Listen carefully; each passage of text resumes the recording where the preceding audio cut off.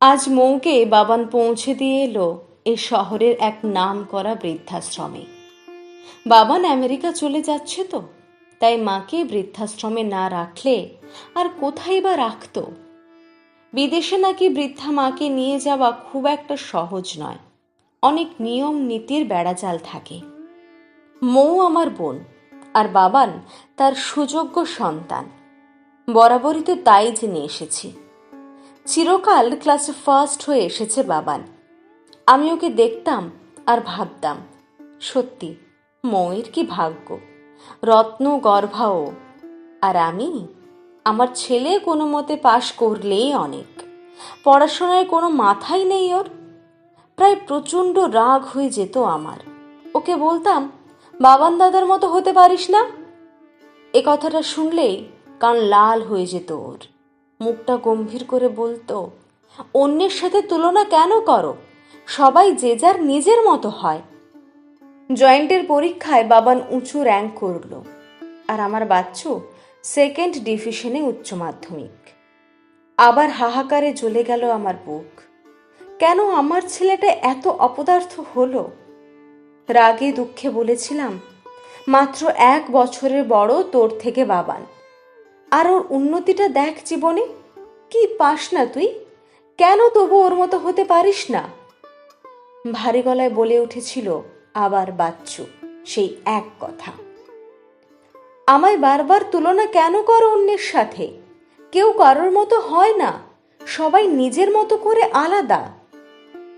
নামি কলেজ থেকে ইঞ্জিনিয়ারিং পাশের পর বাবান খুব বড় চাকরি পেল, আর বাচ্চু কোনো মতে বিয়ে পাশ করে কোনো চাকরি না পেয়ে কি সব জামা কাপড়ে ব্যবসা ধরেছে এখন।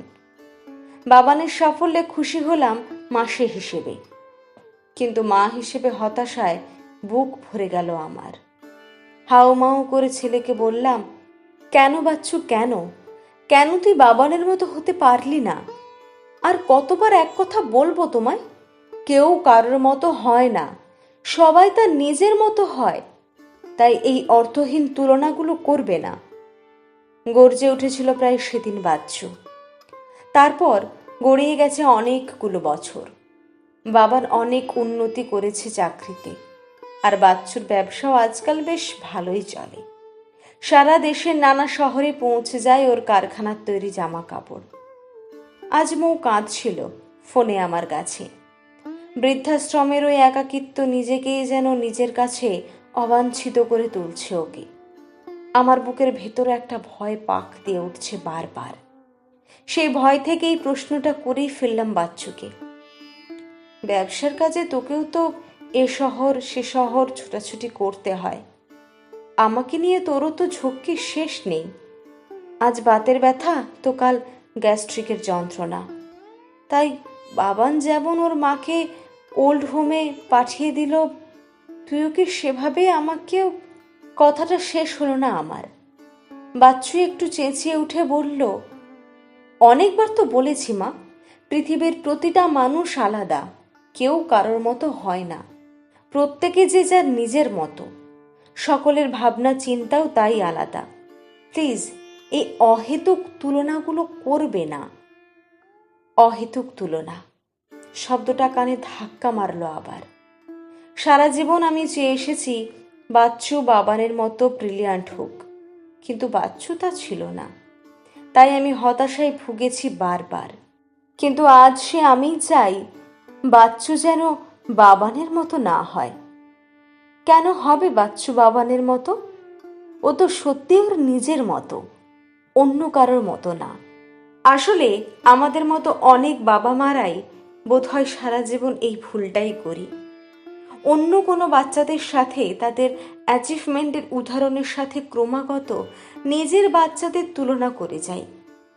একবারও ভেবে দেখি না এতে ওদের মনের ওপর কতটা চাপ পড়ে। আজ বাচ্চুর সারা জীবন ধরে বলে যাওয়া কথাটা আমার প্রাণে বড্ড শান্তি দিচ্ছে। ও অন্য কারোর মতো নয়, ও নিজের মতো। এই কথাটা আজ আমি বুঝলেও এতগুলো বছর ধরে বুঝিনি, হয়তো বুঝতে চেষ্টাই করিনি। আজ বড্ড অপরাধী লাগছে নিজেকে। মনে হচ্ছে কেন করতাম ওই তুলনা। সেটা না করলে হয়তো আমার ছেলের শৈশব আর কৈশোরের দিনগুলো আমার দোষে এভাবে বিষিয়ে যেত না। কলমে পল্লবী সেনগুপ্ত।